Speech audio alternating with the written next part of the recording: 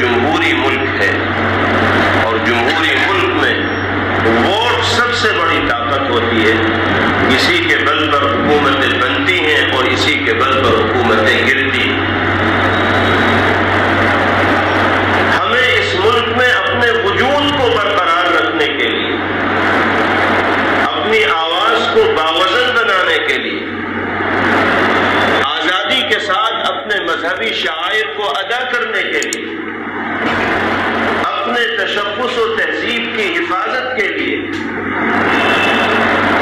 Vote کا صحیح طور پر استعمال کرنا ہوگا اور ووٹ کی طاقت کو متحد کرنا ہوگا، یکجا کرنا ہوگا. ہماری کمزوری یہ ہے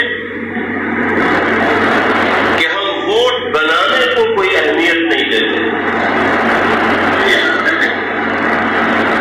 اور اس کی قدر و منزلت نہیں سمجھتے. ایک جمہوری ملک کے اندر کیا ہونی چاہیے.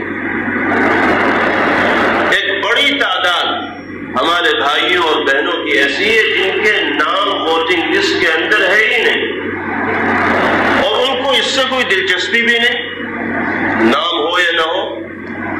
الیکشن آتا ہے، گزر جاتا ہے. کتنے ایسے ہوں گے جنہوں نے اب تک زندگی میں ووٹ ہی نہ دیا ہوگا، جاتے ہی نہیں ووٹ دینے کے لیے. جب ووٹ دینے میں دلچسپی نہیں تو بنوانے میں کیا خاص دلچسپی ہوگی. جس کو دینے میں دلچسپی ہو وہی بنوانے میں دلچسپی رکھے، اور جس کو دینے کی فکر نہیں وہ بنوانے کی کیا فکر کرے. تو سب سے پہلی کوشش ہمیں یہ کرنی ہے کہ ہماری قوم کا، ہمارے سماج کا اور طبقے کا کوئی 18 سالہ بچہ اور بچی ایسا نہ رہ جائے جس کا نام ووٹنگ لسٹ کے اندر نہ ہو. اور یہ کام آنے والے 1-1.5 مہینے کے اندر ہی ہمیں کر لینا ہے. اگر اس وقفے کے اندر یہ کام نہ کیا گیا تو پھر اس کے بعد اگر ہم کوشش بھی کریں گے تو اس میں کامیابی نہیں مل پائے.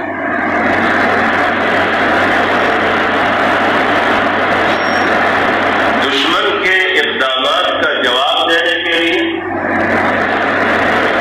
دشمن کی سازشوں اور اسکیموں سے اپنے بچاؤ کے لیے اب وہ وقت آ گیا ہے کہ ہم ووٹ کی اہمیت کو صحیح طور پر پہچانیں اور اس طاقت کا متفق اور متحد ہو کر استعمال کریں.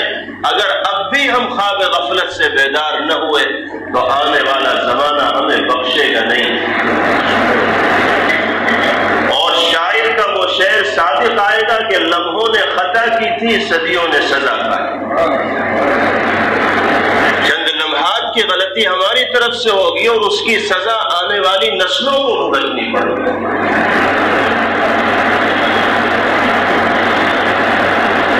فرقہ پرست ذہنیت رکھنے والا طبقہ آج اقتدار پر ہے، جو خواب 70 سال سے وہ اپنے دماغ کے اندر سجائے ہوئے تھا، رفتہ رفتہ وہ اس کو شرمندہ تعبیر کرتا چلا جا رہا ہے.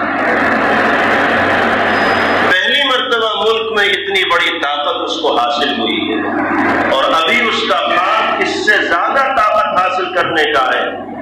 اور کچھ منصوبے، کچھ پلاننگ ان کی وہ ہیں کہ جو اس طاقت کو حاصل کرنے کے بعد ہی ان کو مل پائیں گی. ابھی اس منصوبے کو وہ پائے تکمیل تک نہیں پہنچا پا رہے ہیں، اور آنے والے الیکشن میں اگر ان کو آج سے زیادہ طاقت مل گئی تو پھر وہ اس منصوبے کو آسانی کے ساتھ پورا کر دیں. ہمیں تحریک چلا کر، گھر گھر جا کر اپنے سوئے ہوئے بھائیوں کو جگا کر ووٹنگ لسٹ میں ناموں کے اندراج کی فکر کریں. پورے ملک میں اس طرح کی کوششیں شروع ہو گئی ہیں اور اس پر بہت اچھے انداز میں کام بھی ہو رہا ہے. ہمیں بھی اپنے علاقے میں اس سلسلے میں کھڑے ہونا ہے اور اس ذمہ داری کو صحیح طور پر انجام دینا ہے.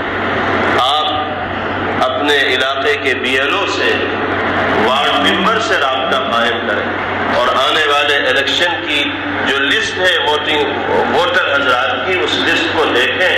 اس میں جن لوگوں کے نام نہیں ہیں ان کی ID لے کر فارم 6 ایک ملتا ہے، اس کو بھرا جائے اور پھر BLO کے حوالے کیا جائے.